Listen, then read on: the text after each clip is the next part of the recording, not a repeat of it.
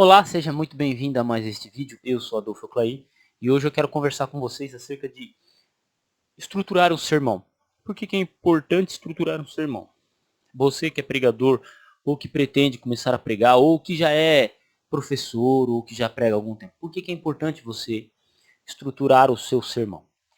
Mas primeiro peço que se inscreva aqui no canal, assine as notificações. Na página inicial deste canal você encontra um curso de teologia livre, pagamento único, valor super acessível. E é isso aí, vamos a mais esse vídeo. No vídeo anterior eu estava falando sobre o pastor deve saber grego ou hebraico, e isso me veio um insight para gravar mais 2 vídeos, né? E esse é um deles, né? Estruturar um sermão. Como é que você deve estruturar um sermão? Todo sermão base ele tem uma estrutura básica: início, meio e fim. Início é o que você pretende, você chega para o público e apresenta para ele: olha, eu vou falar sobre isso, eu vou falar sobre o fim do mundo, eu vou falar sobre a vinda de Cristo, eu vou falar sobre uma profecia de Daniel, eu vou explicar para vocês um ponto que aconteceu na história da igreja, eu vou falar aqui sobre a minha experiência em tirar férias nas Bahamas, com o dinheiro do dízimo. Eu vim aqui hoje falar da história do meu vizinho que não parava de me encher o saco. E assim vai. Então, todo sermão ele tem um início. O meio. O meio do sermão é a parte que você vai mais se demorar. Que é a parte que você vai encher o seu sermão com informações. Aí você vai contar, tecnicamente, os pormenores dentro do período estabelecido. E, por fim, uma conclusão e apelo. Uma conclusão. O que é a conclusão? Foi possível responder aquilo que você propôs no início? Se sim ou não. E você termina com um apelo.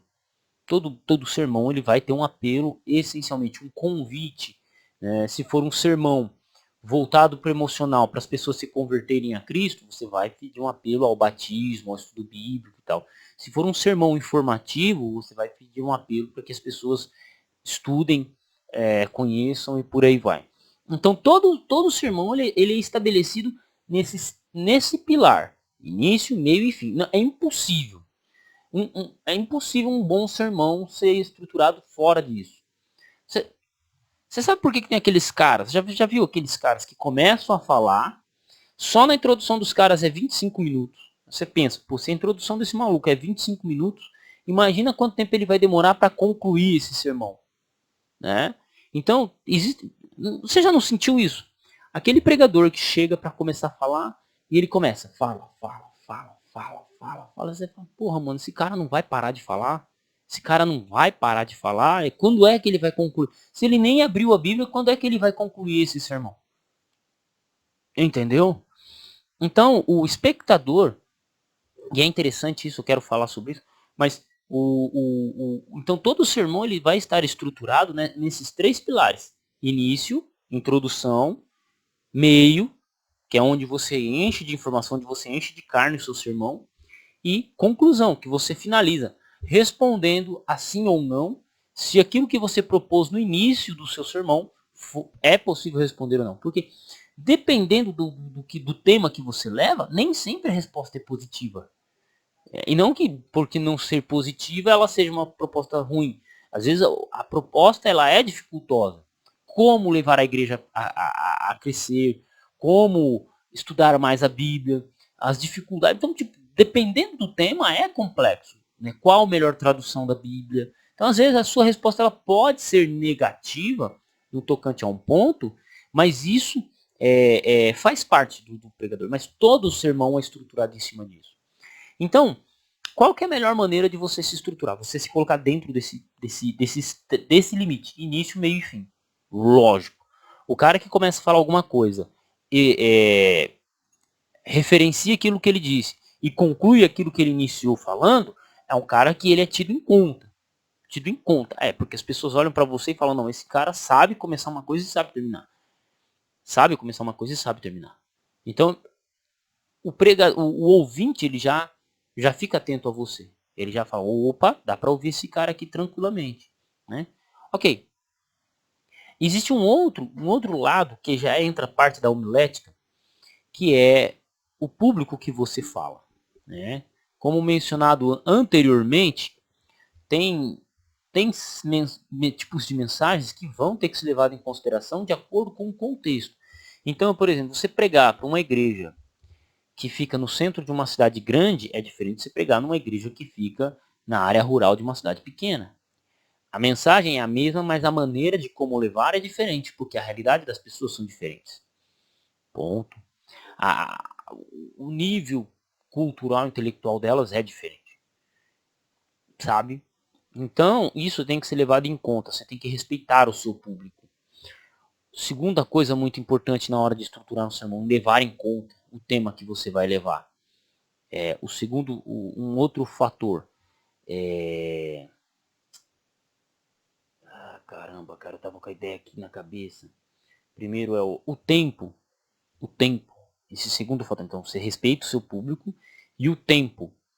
O tempo. Você tem que respeitar o tempo que foi lhe dado. A primeira coisa que você vai perguntar, quanto tempo eu tenho para falar? Meu sermão é de 10 minutos, é de 20 minutos, é de 30 minutos, é 40 minutos?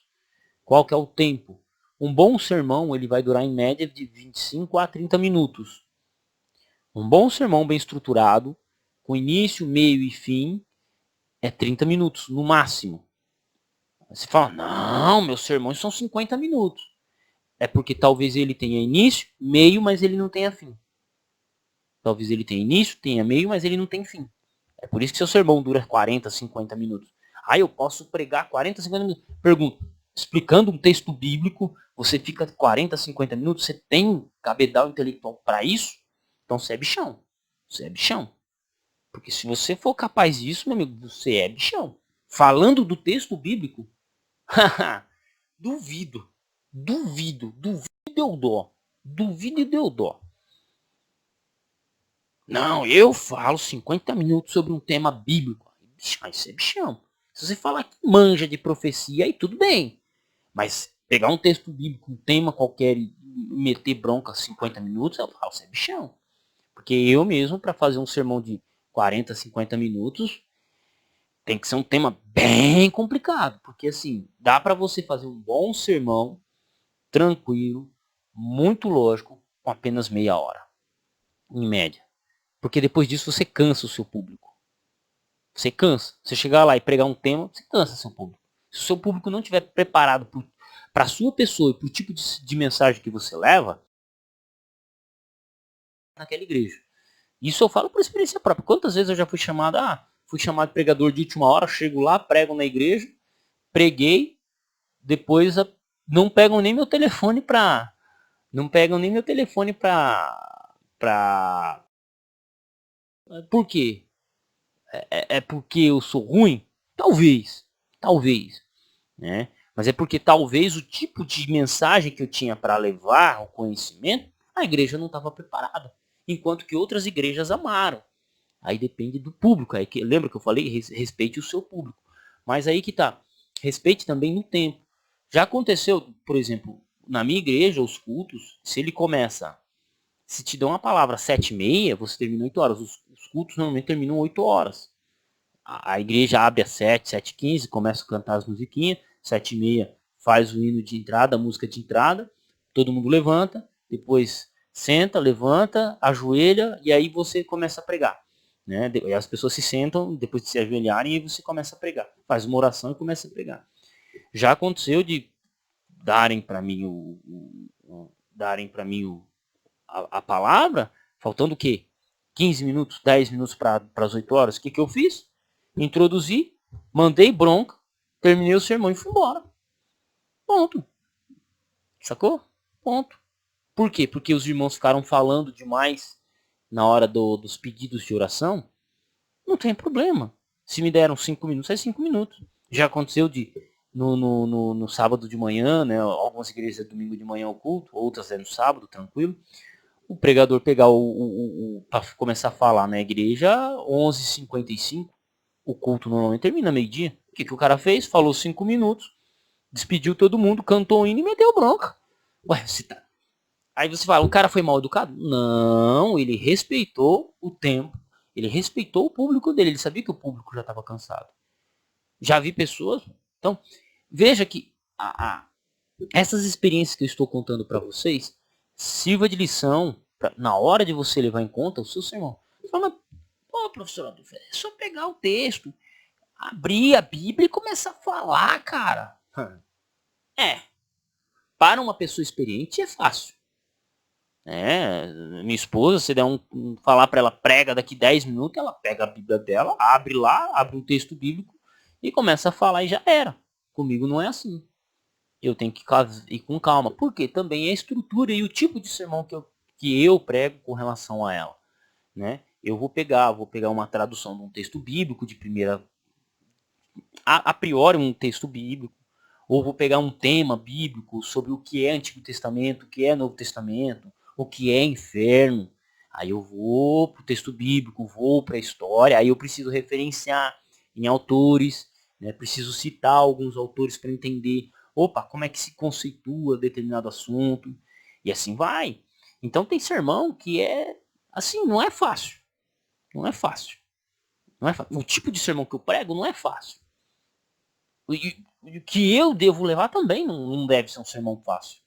Então, e não estou nem falando de sermão de ficar puxando a orelha dos irmãos. Não estou falando de sermão moralista. Estou falando de sermão que estruture o público. Né? E assim vai. Então, essa é uma marca minha. Né? Não é já a marca de outras pessoas. Outras pessoas gostam de ser moralista. É aquele cara que é moralista. Você tem que levar uma vida santa. Não que eu não deva dizer isso. Você tem que levar uma vida santa. Mas todo mundo falar isso, perde-se. Né? Se perde. Então, um ponto que eu quero trazer aqui é você tem que encontrar a sua marca. Opa, eu gosto de falar disso. Não só se priorizar nela, mas um assunto que você conhece relativamente bem, construir os sermões dentro do seu estudo, porque todo mundo constrói dessa forma. E é isso. Então, quais são as dicas que eu dou? Início, meio e fim. O tempo que você vai falar, que você tem para falar. O público que você vai falar. Né? E assim, não imite outras pessoas. Não imite outras pessoas. Não tenta imitar. Eu vi lá o Rodrigo Silva falando sobre esse tema, eu vou falar a mesma coisa. Não. Eu vi Augusto Nicodemos falar sobre esse tema, eu vou imitar ele. Vou usar as mesmas palavras dele, o mesmo argumento. Você pode até fazer isso no menor ou no maior grau. Você pode até fazer. Só que, e eu peço que anote isso, você só usa o argumento da pessoa se você conseguir sustentar esse argumento. Por exemplo, certa feita, num debate, um amigo meu, ele usou um argumento que eu fiquei impressionado. Falou assim, ó, ele debatendo com o cara, falou assim, ó, o termo Sheol é o único dos hebreus. Nenhuma das línguas cognatas, egípcio, sumério, acadiano, nenhuma outra língua cognata ao hebraico, nenhuma outra língua semítica, ela tem a palavra Sheol. É uma palavra única, de uso exclusivo hebraico. Eu olhei para ele e falei, eu entendi o que você quis dizer, eu só não consigo sustentar o que você está dizendo. Ele olhou para minha cara e disse o seguinte, é porque eu estudo linguística há mais de 20 anos. É claro que depois disso eu fui estudar um pouquinho sobre linguística por causa dessa cena. Eu tenho alguns livros relacionados à linguística, que são esses aqui onde tem esse laranjinho aqui, curso de linguística geral. E hoje eu entendo e consigo usar o mesmo argumento que ele. Quer dizer, olha quantos livros eu tive que ler, olha, eu tive que conhecer uma área da ciência que eu não tinha ignorado até então, para poder usar um simples argumento de um amigo. Né? Esse amigo é nada menos do que Sérgio Monteiro. Né? Estou falando de Sérgio Monteiro. O maluco fala 20 idiomas vivos, 32 idiomas mortos e mais 14 desconhecidos. O cara é monstro, tá ligado? Então, o que acontece? É esse cuidado que você tem que tomar cuidado. Então, não evite usar argumentos que você não domina ou que você não consegue sustentar. Por exemplo, eu já fiz sermão sobre se a igreja é a noiva de Cristo. No final do culto, eu tive que sustentar. Quando acabei o sermão, na saída, eu tive que sustentar aquilo que eu estava falando. Tive que pegar o advogado pelo colarinho, né? O advogado veio querer falar comigo, eu tive que sustentar aquilo que eu estava falando. Não que eu não tivesse sustentado no sermão. Mas aí ali eu tive que pegar e falar, não, você quer bater o papo? Então vamos lá, eu só tive meia hora aqui, agora aqui eu tenho a tarde toda. Né? E aí até brinquei com ele e falou assim, ó, vamos fazer o seguinte, você tá com qual carro? Esse carro aqui. Eu posso me abismo no teu carro que eu tenho razão. eu te aposto o teu carro na minha bis que eu tenho razão. E vamos, vamos, porque assim, isso que você está tentando explicar para mim, eu dou aula. Já meti uma carteirada, brincadeira, não, meti uma carteirada. E falei, não, porque se quiser, nós vamos no grego e vamos no hebraico. Você aguenta aí? Vamos, nós vamos. É o que eu tô mencionando. Qualquer coisa que você disser no púlpito, você tem que sustentar. Por quê? Existe uma coisa no ser humano que é a confiança. O pregador, ele tem que ser confiável. Opa, o que o pregador está falando lá, ele tem que conseguir sustentar, porque o membro leigo, a pessoa que está te ouvindo, ela está prestando atenção no que você está dizendo. Ela é automaticamente obrigada, porque ela saiu da casa dela, foi para a igreja adorar a Deus, e ela está ouvindo uma mensagem. Ela está confiando em você que o que você está falando é sustentável diante da Bíblia ou diante do contexto histórico. Entende? Então, se você fala uma coisa que ela automaticamente percebe que ela não consegue confiar, ela vai te questionar. E se você não consegue sustentar aquilo que você está dizendo, aí, meu irmão, aí fica feio para você. Porque eu mesmo já tive que corrigir, né? Sinceramente, eu tive que corrigir pregador já.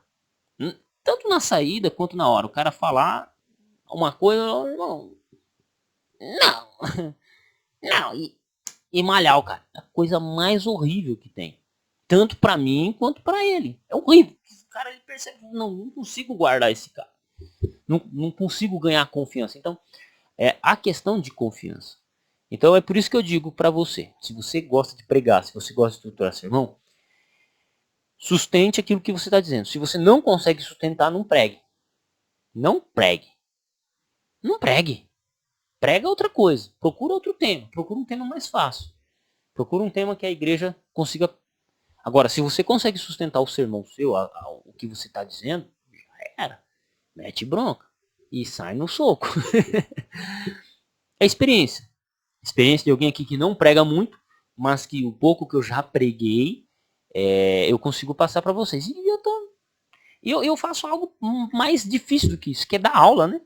Eu dou aula de grego, dou aula de exegese, já dou aula em escola, no ensino público, né? Então, sustentar o que a gente fala é minha profissão. Sustentar o que eu falo é minha profissão. Né? Como dizia o Olavo de Carvalho, né? A minha profissão é ter razão. Não digo que o professor é isso, a gente é só um caminho, mas mesmo que eu não seja um cara que pregue muito, mas as vezes que eu preguei, essa experiência eu estou compartilhando com vocês. E é esses os conselhos que eu dou. Tá? Se eu estiver errado em algum ponto que eu mencionei aqui, por favor, comente. Deixe seu comentário, para mim vai ser de extrema valia ler suas palavras, porque isso fortalece nossa comunidade. E eu particularmente gosto muito de ver os comentários dos irmãos aqui, porque são pessoas que têm um nível tremendo, né? E também falar na internet aqui o cara tem que ter coragem, né? Sabe? Então, é isso. Essa aí é a dica minha sobre estruturar um sermão. Com isso, você já está pronto para sair no braço com alguém. Olá, eu sou o Dr. Severino Breda, doutor em Ciências da Religião pela PUC de Goiânia, também doutorando pela UNSA, Universidade do Museu Social Argentino, Buenos Aires, Argentina, e também sou representante de um polo de uma universidade aqui na minha cidade. Peço que se inscreva no nosso canal. Nosso canal trata de temas relacionados ao direito e à teologia e também temas relacionados aos cursos que oferecemos no nosso polo. Que Deus abençoe a todos vocês.